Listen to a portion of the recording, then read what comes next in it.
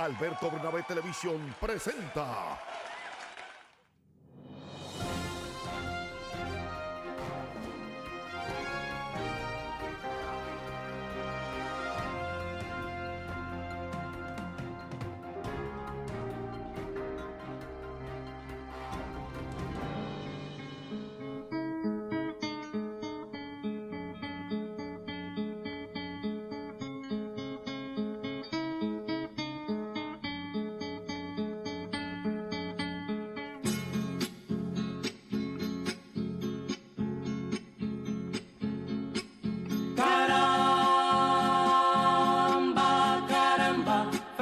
Alberto, caramba, mi comandante te hiciste el muerto en la sierra. Valor, entrega, patria.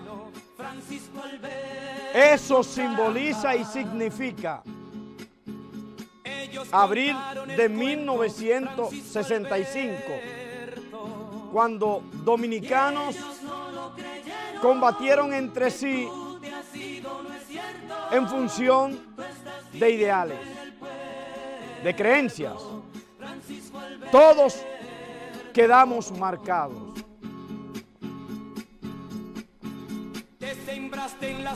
Francisco Alberto Caamaño se convirtió en un héroe en esa gesta. Venido de las entrañas de las Fuerzas Armadas y habiendo sido incluso un comandante represivo en su rol militar, se convirtió en una figura que representó muchos intereses. Hoy, 24 de abril, 53 años de esa revolución efímera en la cual se demandaba el retorno a la constitucionalidad tras lo que fuera después de 7 meses de electo con un 62.32%, Juan Bosch fue sacado del poder mediante un golpe de Estado. Septiembre 1963 y el 24 de abril de 1965 hubo un reclamo popular del pueblo dominicano en armas de retorno a la Constitución del 63. Civiles y militares unidos en torno a una demanda popular. José Francisco Peña Gómez se convirtió en ese momento en el germen del liderato que luego construyó a través del tiempo. Salvador. Y a quien le correspondió además, a través de Radio Comercial, dar a conocer al pueblo que había un levantamiento armado. Adelante, Alberto. Tenemos al general en línea ya, Demóstenes Félix. Félix Paniagua. Gran historiador. Buenas tardes, Demóstenes. Buenas tardes, Salvador. Qué placer escucharte un día como hoy, 53 años después. Gracias, así es. El placer es mío. General, ¿qué nos puede narrar de abril 1965? Bueno, abril es una de las epopeyas que después de la guerra restauradora, 100 años antes, es decir, la guerra restauradora en 1865 por la salida, que son los últimos combates, y 100 años después pues tenemos una epopeya.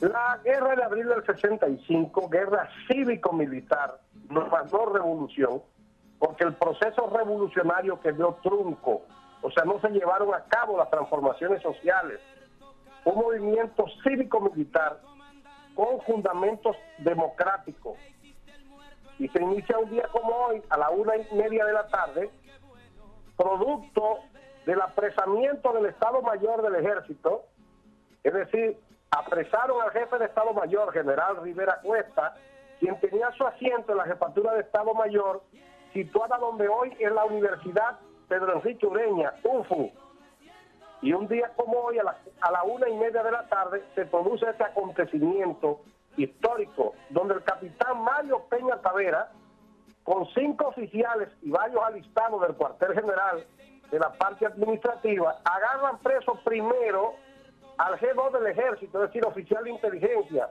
el entonces mayor Héctor García Tejada, y entonces agarran preso al jefe de Estado Mayor, general Rivera Cuesta, y al coronel Similito Ruiz, subjefe del Estado Mayor. Ese acto lo hace encabezado por el capitán Mario Peña Tavera, oficial comandante de la A compañía del cuartel general del ejército. Y se produjo por unas cancelaciones que había ordenado el presidente de facto, don Henry Cabral, el viernes 23, para que se le ejecutara. Ahí mismo fue apresado cuando el jefe de Estado Mayor le anunciaba a 5 oficiales superiores y a un capitán. Eran ellos los tenientes coroneles Álvaro Holguín, comandante del 16 de agosto, donde hoy queda la primera brigada, el teniente coronel Giovanni Gutiérrez, director del centro de enseñanza, ubicado hoy donde está la Marina de Guerra, que es el campamento 27 de febrero, el mayor Lora Fernández, el mayor Ramírez Sánchez y el entonces capitán, que aún vive todavía, Novoa Garnes. Ya ellos habían prometido que el primer oficial que arbitrariamente fuera cancelado, iban a agarrar al jefe de Estado Mayor y iban a combinarse para dar un golpe de Estado al gobierno de facto con la misión de reponer sin elecciones al profesor Juan Bosch, quien había sido depuesto 2 años antes por un golpe militar. ¿Aló? Sí, estamos escuchando, Demóstenes. Exactamente. Ahora, ese movimiento estaba integrado por el grupo de oficiales que había formado Fernández Domínguez, y que a la falta de él, que era agregado militar, esa tarde, sábado 24 de abril, día de pago, en las Fuerzas Armadas, él se encontraba, Fernández Domínguez, pero dirigía el grupo Enriquillo, el entonces teniente coronel Hernando Ramírez, quien era oficial de planes y operaciones, G3 del ejército, que se encontraba en la jefatura. Eso es lo que un día como hoy se conmemora. Tenemos... En este caso, pues comienzan a hacer los contactos con oficiales comprometidos días antes por Fernández Domínguez y otros para apoyar el movimiento, entre ellos un coronel de la Fuerza Aérea que se encontraba comiendo en su casa a esa hora, el coronel Francisco Alberto Camaño de Ño. Y de ahí es que Francis Camaño pues entra en el cuadro de operaciones del grupo Enriquillo. Había otro grupo también que quería traer a Balaguer, no a Juan Bosch, encabezado por el general Montá Guerrero, que en ese entonces era ministro de Interior, más no de policía, porque la policía en ese momento pertenecía como cuarto componente militar terrestre de la Secretaría de las Fuerzas Armadas, que en ese momento esa posición la ocupaba el mismo presidente de facto, doctor Donald Rick Cabral. ¿Alguna pregunta? Sí, precisamente en esta tarde tenemos con nosotros como invitado, pero a hablar de política, aunque no dejaremos de tocar el tema de abril, a Elías Wessing Chávez, presidente del Partido Quisqueyano Demócrata Cristiano, y quien nos acompañará esta tarde. En ese entonces, un niño, pero sufrió, si se puede decir así, fue impactado por esos hechos. Bueno, el licenciado Wessing Chávez, quien es un caballero de capa y espada, y le doy mis saludos, él es un testigo de excepción, aunque era un niño, porque su papá fue una piedra angular en esa epopeya, de un lado o del otro. El general Wessing de la Fuerza Aérea Dominicana, en ese entonces el director del centro de enseñanza, es decir, el centro de adiestramiento de la Fuerza Aérea Dominicana, y tenía bajo su dependencia en ese momento el batallón blindado 27 de febrero, que era comandado por un amigo de él y un oficial muy capaz, el general Osiris Perdomo Rosario, y era también la Academia Militar de las Fuerzas Armadas, Batalla de la Carrera, que estaba el coronel Medrano Viera, una persona también de mucha confianza del general Wessing. Ahora, el centro de enseñanza de las Fuerzas Armadas el doctor Donald Rick Cabral, cuando se le informa del levantamiento, porque a la 1:30 de la tarde, Hernando Ramírez y todos los oficiales y Mario Peña Tavera llamaron al doctor Peña Gómez, quien era jefe de prensa y propaganda del Partido Revolucionario Dominicano, que es la fuerza política principal, porque Juan Bosch era el presidente y era del Partido Revolucionario. O sea que con esa locución de Peña Gómez, con la marsellesa francesa, himno de la libertad, tronó a la 1:35 de la tarde, llamando al pueblo y a las fuerzas a apoyar a los oficiales, a deponer el gobierno y traer la constitucionalidad. El general Wessing, pues, Donald Rick Cabral, se dirige a las 9 de la noche, diciendo a los campamentos 27 de febrero, el 16 de agosto que mencionamos, el que está allí en el 25, que si ellos a las 4 de la mañana no se entregaban, pues, o deponían la actitud, iban a ser bombardeados por la Fuerza Aérea. El general Wessing fue nombrado esa misma noche en los últimos decretos de Donald Rick, secretario de Estado de las Fuerzas Armadas de la República, cargo que no pudo ocupar porque ahí entra el conflicto ya. A las 48 horas se convierte aquí en una guerra civil y 72 horas, es decir, 24, ya una guerra patria a partir del 28 de abril. Muchas gracias. El general Wessing sí no apoyó desde el primer momento que Juan Bosch viniera. Eran todos, la mayoría de militares, entendían, menos el grupo Enriquillo, de que debía hacerse una junta militar para dar elecciones en el mes de septiembre. Pero el grupo constitucionalista y todas las fuerzas sociales decían que no, que era el regreso de Bosch inmediato y puesta en ejecución la Constitución del 63. Muchísimas gracias al general Félix Paniagua, quien siempre está presto a tocar aquellos temas neurálgicos y que son parte de nuestra memoria como nación. Ahora, un día como hoy, se inicia el grito de la guerra civil. Y ya el 26, aquí lo que hay una guerra civil, no un cuartelazo militar, que se hubiese quedado como una guerra fratricida.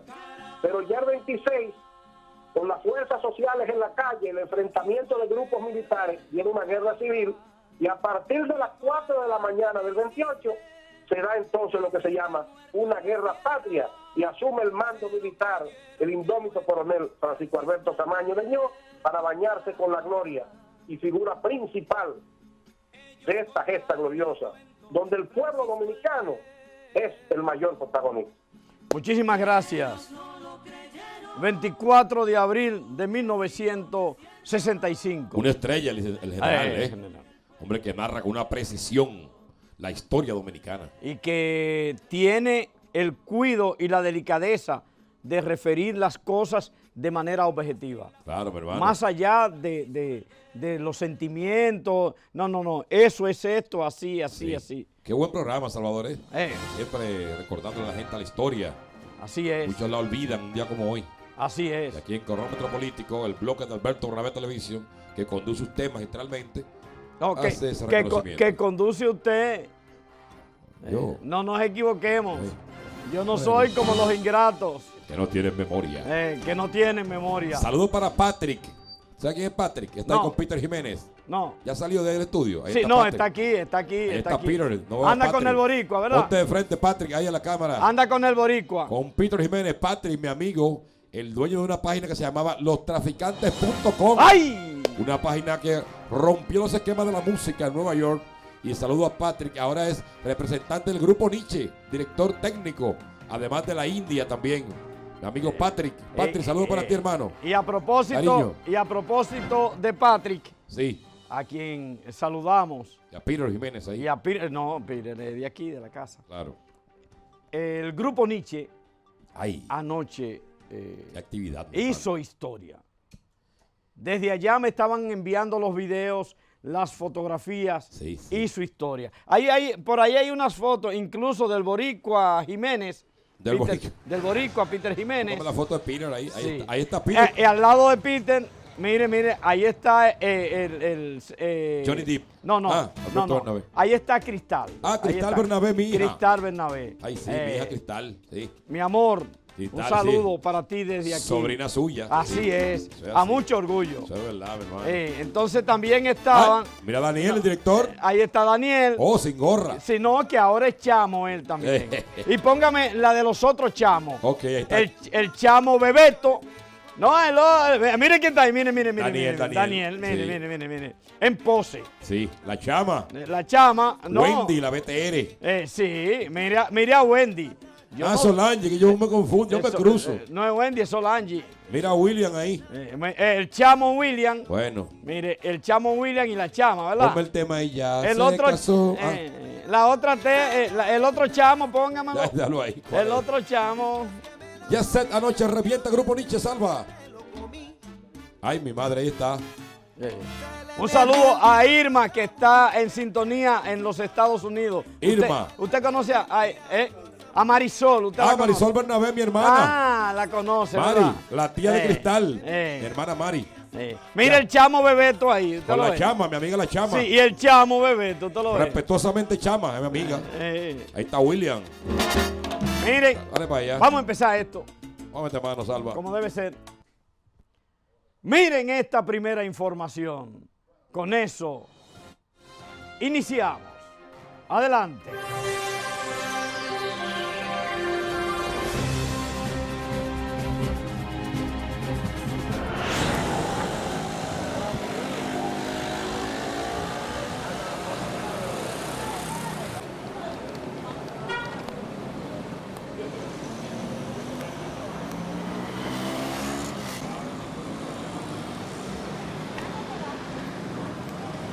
Miren eso. ¿Qué fue lo que pasó? Escuché que una patrulla lo chocó a ustedes. Bueno, una patrulla que supuestamente estaba dando persecución a uno o varios individuos. Nosotros veníamos subiendo y nos impactó, como ustedes pueden ver ahí. ¿Y qué le dijo la patrulla? Del lado del chofer, no, que estaban dando una persecución. Yo no creo que el general Garavito, el general Pilarte,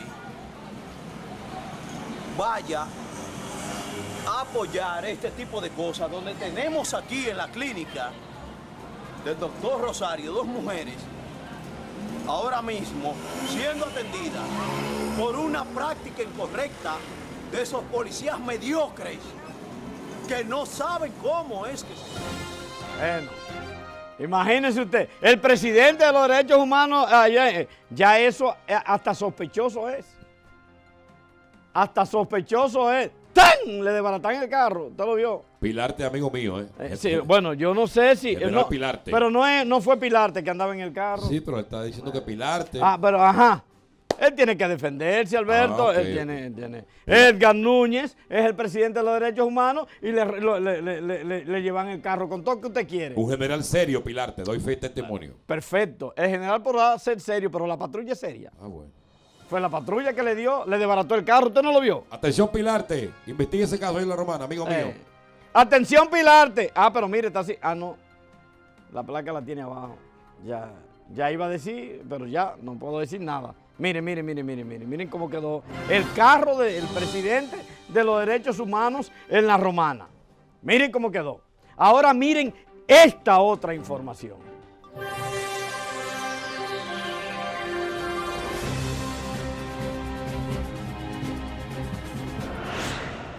Los dirigentes que representan la corriente denominada por el rescate del PRD esperan que con la vasta experiencia que ha acumulado participación ciudadana en las observaciones en procesos electorales sean testigo en la convención que debe realizar el PRD el próximo 20 de julio, donde deben ser escogidas las nuevas autoridades, según ordenó el Tribunal Superior Electoral.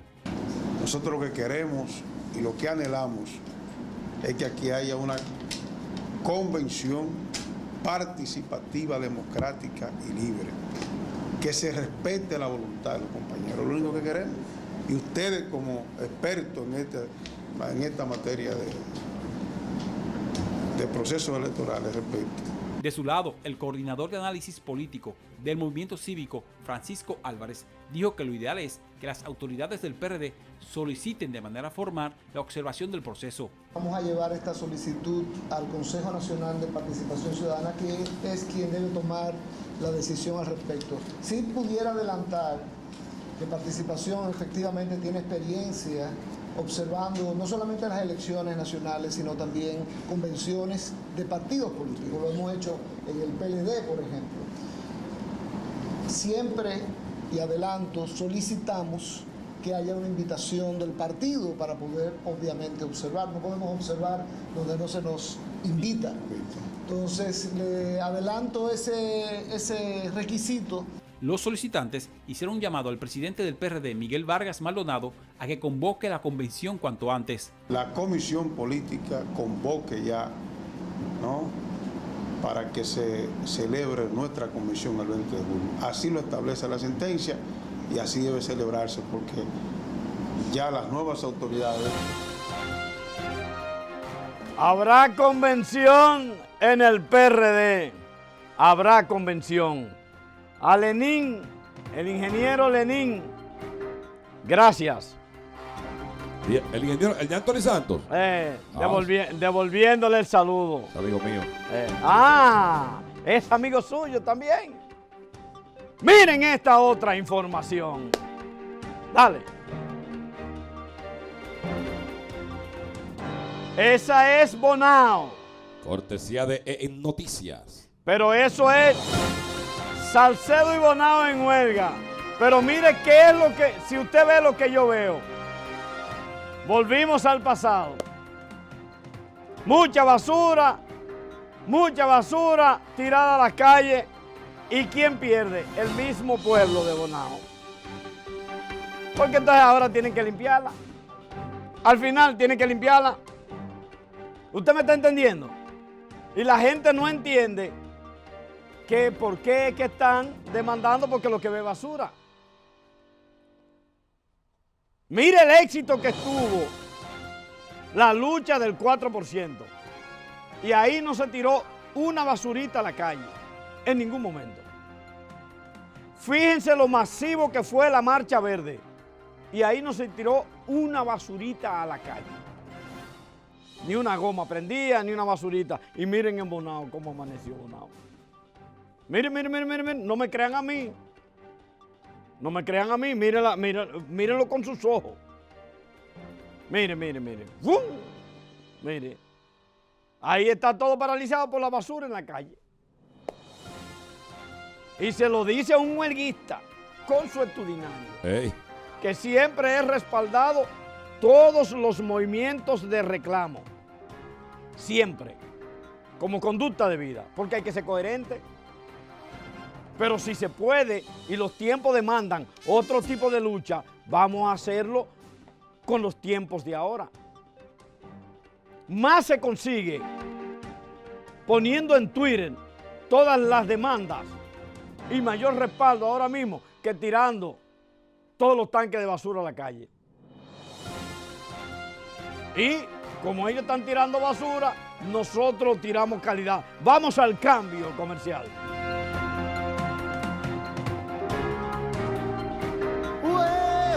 Este jueves, este mismo jueves, sigue Ramón en la Barrica, tercera edición. Llega acompañado ahora de un hijo suyo. Ay, mi madre. Diomedes el artista. Ramón Orlando este jueves. Revienta en la Barrica William. Happy Hour de 5 a 10. Cócteles a 50 pesitos. Se volvió loco el Bori. No cover. Este jueves. Lleva a tu secretaria para la Barrica de la Lincoln. Eso es barato, mi hermano. Desde las 5 de la tarde hasta las 4 de la mañana. Ay, mi madre. Happy Hour. 50 pesitos. Cócteles. Dale para allá.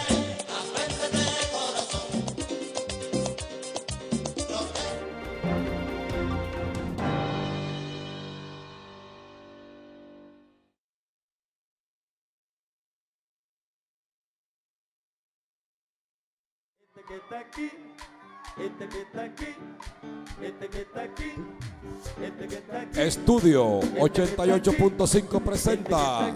Atención, Patrick. Ay, mi madre. Los merengues de Bebeto y algo más. Cada sábado, 9 de la mañana, 2 de la tarde. Lo mejor de nuestra música. Entrevistas, comentarios, cotorra. Ay, mi madre, Patrick. Los merengues de Bebeto por estudio. AA5. En English. Yo me tomarlo como quiera, Patrick. Dale para allá. Los merengues de Bebeto. Cuarta edición. Por estudio. 88.5. La que te enreda, Patrick. Ay, mi madre. Los hombres que gastan como Patrick. Como Peter. En deportes. Esta noche, Patrick. En deportes. Informaciones del mundo deportivo. Franklin Núñez y Héctor Gómez. Cada noche, sabermetría, entrevistas, resultados, todo lo que pasa en el mundo del deporte. 11 p.m. Otra producción de Alberto Bernabé Televisión para EN Televisión, subiendo como la espuma.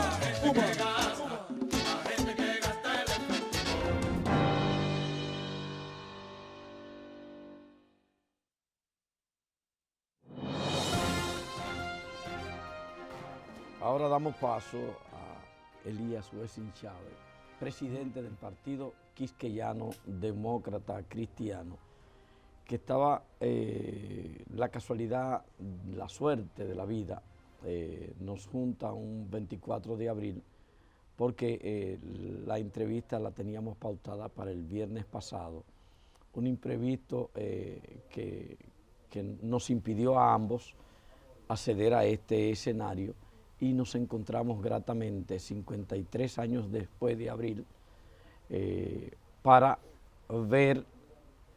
Lo único es que en vez de tratar todos los temas que teníamos en carpeta en la entrevista, que era la referencia a la actualidad política, vamos a iniciar con el acontecimiento de abril. Bienvenido, Elías. Muchas gracias, Salvador. Un placer estar en tu programa. Y tal y como tú comienzas la entrevista, yo creo que la providencia hizo que mi visita fuera hoy, precisamente escuchando al buen amigo Demóstenes, un historiador muy calificado de este país y conocedor de las intríngulis, tanto militares como policiales, históricas. Pero yo quiero hacer, si tú me lo permites, algunas precisiones en relación con la intervención que él tuvo, y de una vez nosotros emitir nuestro criterio al respecto de cuál fue el accionar, en este caso del fundador del Partido Quisqueyano Demócrata Cristiano, PQDC.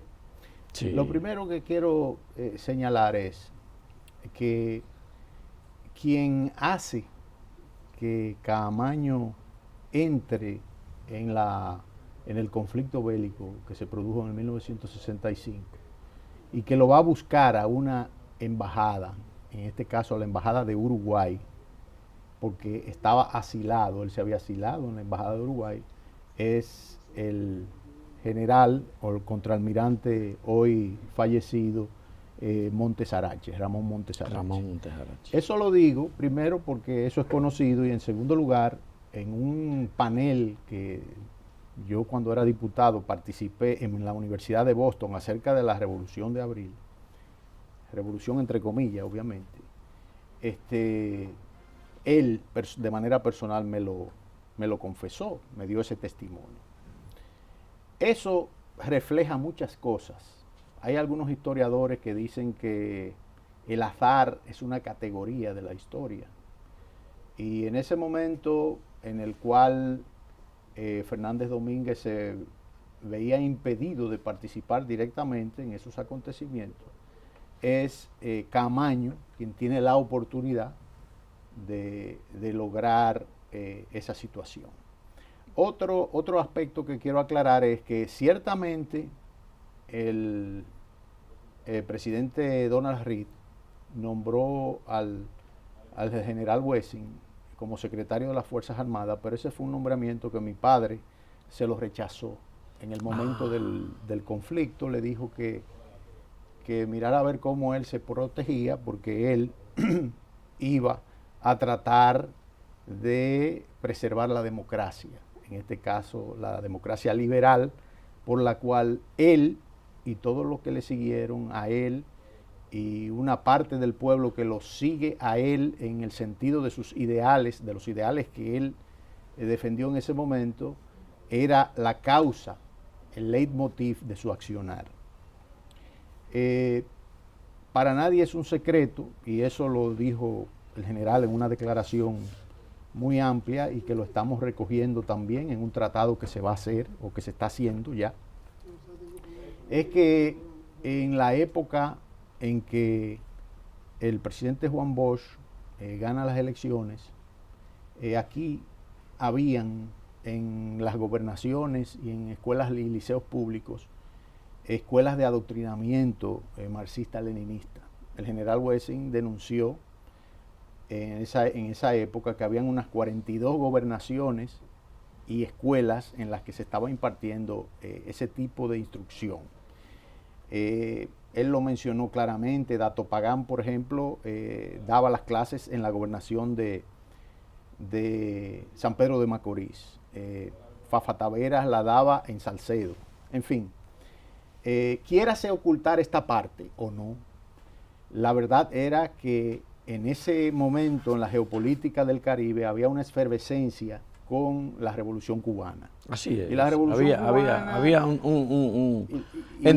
había todo un movimiento en América Latina. Y era muy aceptado por la juventud rebelde en ese momento. Y aquí había todo un movimiento conspirativo de la izquierda. Es tan tal que en los cuarteles, tanto del ejército como de la marina, aparecían letreros que decían patria o muerte venceremos, viva Fidel, viva el Che Guevara. Y yo me pregunto, bueno, ese tipo de ideología, ¿qué perseguía en ese momento? Sencillamente el quiebre del sistema político que teníamos. ¿Qué hace el general? Bueno, el general lo que hace es ver lo que va a suceder en el futuro. Ya hay una división dentro de las Fuerzas Armadas latente. Sí, porque fue... Y él entonces se parapeta en su centro de enseñanza de las Fuerzas Armadas, donde había 1000 soldados entrenados, con la moral muy en alto y que creían en esos ideales. ¿Por qué digo esto? Porque fue una epopeya, como algunos le llaman, en la que se combatió por la ideología que se sustentaba en ese momento. O sea, no era un asunto de enfrentamientos personales. No. Eran dos posiciones. Dos posiciones. Evidentemente. Exacto. Entonces yo quiero señalar que en el interín del 63 al 64, por ahí, Camaño tuvo un conflicto con Belisario Peguero, que lo conoce muy bien el amigo Demóstenes, porque parece ser que se descubrió un cargamento de alcohol, un contrabando, y en quienes descubren eso, dentro de los que descubren eso está Camaño, está Morillo López y su hijo. ¿Qué sucede? Que Belisario Peguero ordena el apresamiento de Camaño. Y yo me voy a ir más lejos. Porque por un incidente. Sí. La orden era capturarlo vivo o muerto.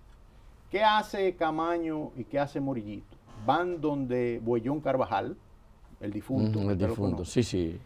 A pedir consejo, que qué hacen porque están siendo perseguidos. Y Buellón le dice, mira, el único que puede ayudarlo a ustedes es Wessing, allá en el CEFA. Y se le prende un bombillo a ellos y ellos van al CEFA. Le dicen al general lo que está pasando y el general le dice, quédense aquí, no hay problema, siéntanse seguros, a usted no le va a pasar nada. Efectivamente, eso crea un incidente entre el CEFA y la Policía Nacional. Porque Belisario llama por teléfono a mi padre. Para que le entregue Para que le entregue a Camaño y a Morillito y eso. Y mi padre le dice que no. Y se arma una discusión telefónica, eso me lo contó mi papá. Y entonces, en esa discusión, mi padre le dice, pues ven a buscarlo aquí. Y así usted sabe cómo se dan esas cosas. Sí, sí. El tema es que cuando se cierra el teléfono, mi padre da la orden de que de los blindados que él dirigía, unos 4 o 5 blindados salieran directo al Palacio de la Policía. Y hasta llegaron a cruzar el puente y todo. Cuando se entera la policía de que los tanques vienen, el Palacio de la Policía se quedó vacío, porque todos los policías se fueron. Eso es un incidente que yo sé que lo conoce mucha gente, pero de eso no se habla. ¿Qué sucede? Eso significa que la relación entre Wessing y Camaño era una relación de amistad. Sí, porque resulta... Con un hecho así, meses antes de... Exacto, que faltando una semana más o menos para que estallara la revolución, Camaño iba ya a la casa del 7,5 de la carretera Mella y visitaba a mi papá, porque ciertamente mi padre le salvó la vida. Había un vínculo. Exactamente. ¿Qué sucede? Cuando se da el golpe de Estado, un poquito antes, porque todo eso hay que referirlo, porque eso llega después a germinar en la insurrección. Que el profesor Juan Bosch se monta en el barco que lo desplaza hacia Puerto Rico. Sí. En ese barco estaba Camaño. Y Camaño dijo, y eso no lo digo yo, lo dicen testigos como Cabito Gotró, que lo escribió, y otros que lo han dicho. Camaño se ofreció a tirar por la borda al profesor Juan Bosch y hubo que pararlo. Sí, lo paró Inver Barrera, que estaba ahí. O sea, que yo quiero destacar que a veces se exagera mucho en el tema de la heroicidad, porque si a héroes vamos, aquí hay mucha gente que entiende que el general Wessing salvó la democracia y la libertad en la República Dominicana. Pero justamente habían dos posiciones. O sea, pero habían sí, pero objetivamente lo cierto es que habían dos posiciones enfrentadas a nivel local, fuera del elemento extraño que es los interventores norteamericanos. Habían dos posiciones. Dos posiciones que se batieron en función de posiciones políticas, ciertamente. Recuérdate que Fidel sube a Sierra Maestra con un crucifijo y dice que va a luchar por restablecer la democracia en Cuba. Sí, y luego asume... Y Fidel asume después el marxismo-leninismo. Asume inicialmente el socialismo y luego radicalmente. Ahí viene, por ejemplo, su conflicto con Huber Matos. Huber Matos le dice, pero ven acá, por esto no fue que peleamos. Y Huber Matos se pasó 20 años en la Chirola, en Cuba. Sí, porque habían terminó radicalizándose Fidel. Correcto. Y construyendo Cuba en el sentido de esa radicalidad. Pero hay otros aspectos que yo entiendo que a mí particularmente me gustaría conocer y creo que mucha gente quisiera conocer. Todos fuimos impactados por esa revolución. Sí, claro. Pero hay gente que lo fue, a los cuales le quedaron huellas. De manera particular, tú, sí, que viviste fuera de las consideraciones de carácter político, de las visiones que se puedan tener, estabas al lado de uno de los protagonistas del hecho. O sea, de los protagonistas. No importa dónde tú sitúes en cualquiera, son protagonistas de los hechos. Correcto. O sea, no es en un enfrentamiento, en una huelga, lo que demandan y los policías son los protagonistas del suceso. Correcto. Tú, que estabas al lado de uno de los protagonistas, ¿cómo la familia, ustedes, mira, cómo vivieron? Yo era muy muchacho, pero yo recuerdo perfectamente imágenes. Nosotros estábamos en nuestra casa de la carretera Mella, kilómetro 7,5, donde vivió siempre mi padre. Nosotros caminábamos arrastrados por el piso. Es decir, no nos permitían caminar normalmente, porque por donde vivía Guayubín Olivo, el que conoce más o menos dónde vivía mi padre sabe lo que yo le estoy diciendo. Es Sí, una casa que carretera estaba en la carretera Mella. Llegaron a caer morteros, o sea, llegaron a caer 2 morteros que se tiraban. Entonces, también tiros que venían de lejos. Y entonces teníamos que protegernos. En la casa habían 11 guardias, eso fue lo que ordenó en ese momento el general, que se quedaran 11 guardias protegiendo a la familia. Fue una camioneta con varios constitucionalistas a la casa, no sé con qué intenciones, pero parece que las intenciones no eran buenas, y los guardias los apresaron,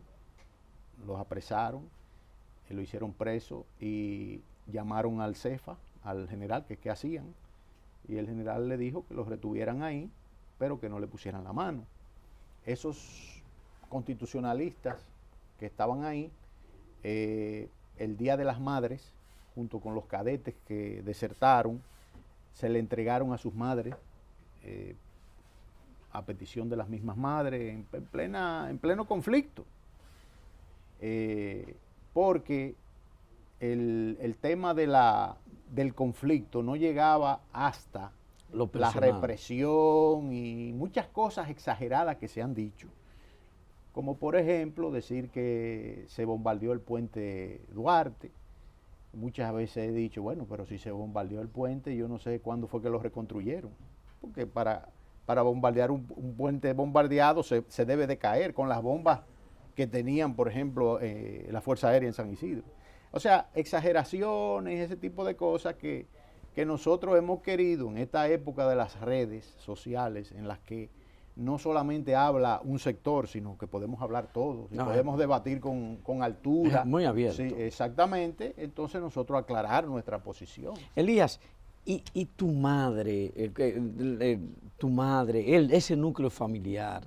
Bueno, mi madre... Porque tu papá estaba en el CEFA, sí, en su rol de jefe militar. Así es. Allá. Y ustedes estaban en la casa. Así es. Estábamos todos ahí, mi abuela, mi madre.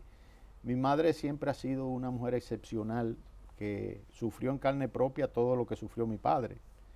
Y en ese momento, pues, ella era la batuta de la casa y nosotros, pues, teníamos que comportarnos en esos días. Era prácticamente un cuartel lo que había ahí y teníamos, vuelvo y te repito, no teníamos vida en esos días. ¿Tus hermanos? Sí, mis hermanos, estábamos ahí todos. Recuerdo que en una habitación que estábamos, en la parte de atrás, como éramos muchachos, ¿verdad? Sí. Jugábamos a los almohadazos y ese tipo de cosas, ¿sabes? Como los muchachos al fin. Sí, muchachos de al las fin. cosas que yo ajeno a muchas cosas que estaban estaban pasando. Exacto, pero gracias a Dios, pues, Dios nos preservó la vida, tanto a mi padre como a nosotros. Mi padre murió en su cama, tranquilo, gracias a Dios. Y nada, yo pienso que la historia sigue contándose y aclarándose en muchos aspectos. Tú estabas ya un poco más grande cuando vinieron otros acontecimientos que evidenciaron una transformación de tu padre en el sentido de las convicciones y de su participación política. Por ejemplo, nadie podría imaginarse en 1965 que para 73-74, Wessing y Wessing, que fuera el comandante militar, contrario a los constitucionalistas, fuera figura de primer orden en otro proceso. Así es. O sea, el partido que estaba encabezando la revolución en términos políticos era el PRD. Después lo llevó como candidato vicepresidencial en el año de 1974. En ese proceso, ¿qué tú viviste al lado de él, en ese proceso? Mira, eso es muy interesante, lo que tú me acabas de preguntar, y yo creo que eso se tomaría un gran tiempo que nosotros lo describiéramos, pero yo te puedo decir que en ese momento mi padre estaba en el exilio, porque en el 71 él encabezó un complot contra el régimen de los 12 años de Balaguer. Complot que fue descubierto, lamentablemente, y el general fue exiliado por Balaguer y por los militares que en ese momento estaban con Balaguer. Entonces, en el exilio, yo recuerdo que Atuey de Camps visitaba a mi padre allá, y también lo hizo Domingo Mariotti, quien era asistente personal del profesor Juan Bosch. Tú recordarás que el profesor Juan Bosch encabezaba el bloque de la dignidad. Sí, bloque de la dignidad nacional. Cuando él se salió del PRD, y fue con un mensaje el Domingo Mariotti donde el general, y le dijo, yo estaba ahí, yo soy testigo de eso, le dijo, general, el profesor Juan Bosch le manda a decir que él les recomienda que se mantenga neutral y que no apoye o que no se inserte en el acuerdo de Santiago. Entonces recuerdo como ahora que mi padre le dijo a Mariotti, mira, dígale al profesor que yo le agradezco mucho la distinción que él ha tenido, pero ya yo estoy comprometido con el PRD y con Peña Gómez. Nosotros tenemos una alianza y vamos a tratar de sacar a Balaguer del poder. Entonces, ¿qué te quiero decir con eso? Que mucha gente comienza a especular, y la política en este caso tuvo una evolución rápida, porque desde el 65, donde se están confrontando, a 7 años después, esas diferencias se demuestra que no eran personales, era un asunto político. Ambiciones políticas. Exactamente, entonces se superaron, y tú puedes decir válidamente que en el Acuerdo de Santiago estaba el Movimiento Popular Dominicano, dirigido por Maximiliano Gómez.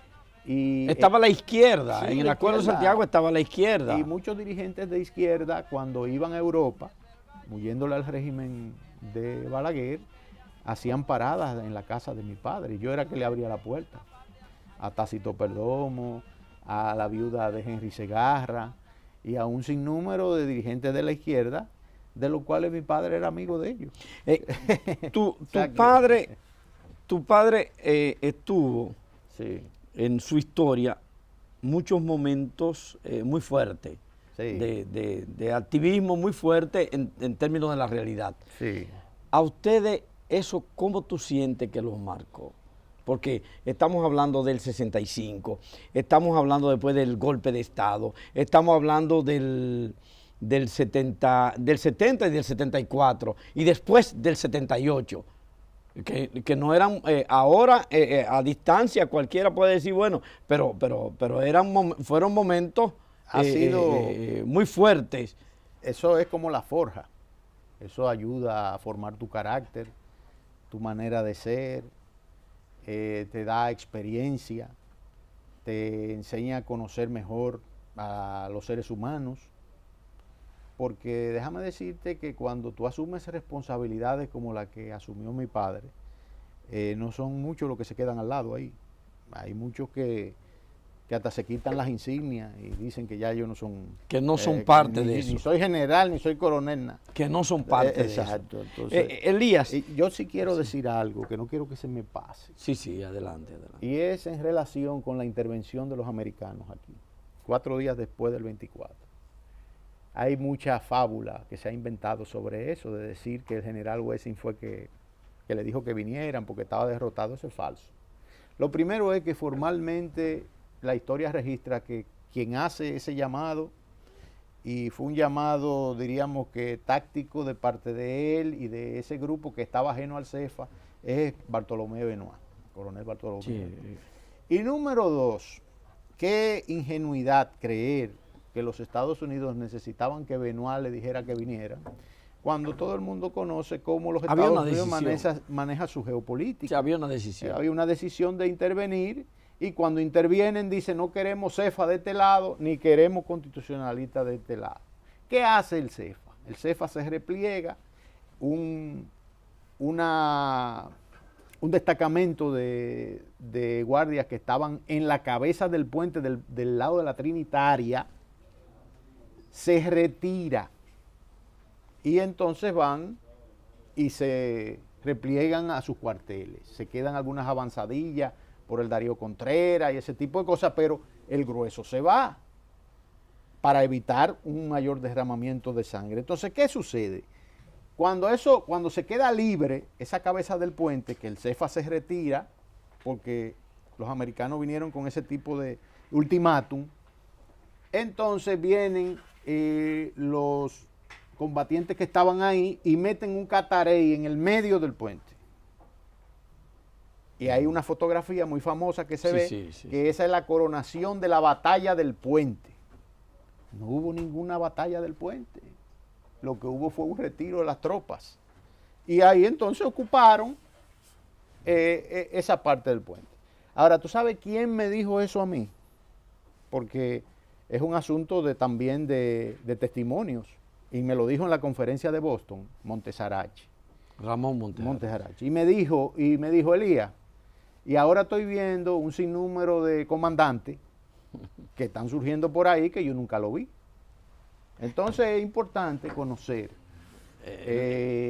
la otra campana y entonces usted objetivamente haga su juicio. Esos son los hechos. Así es. Elías, la suerte, la casualidad nos condujo a hoy tratar el tema de un acontecimiento de hace 53 años.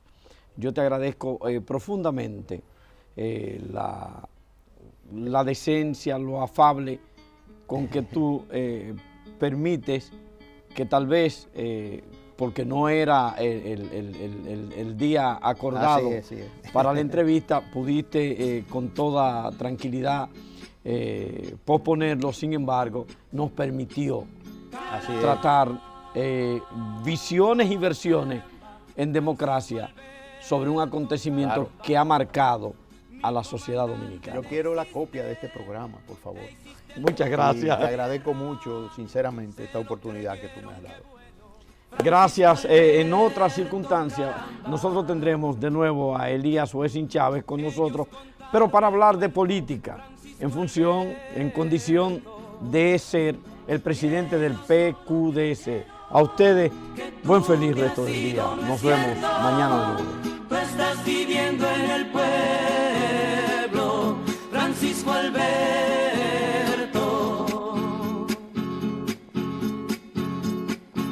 Te sembraste en las montañas, Francisco Alberto, me alegro.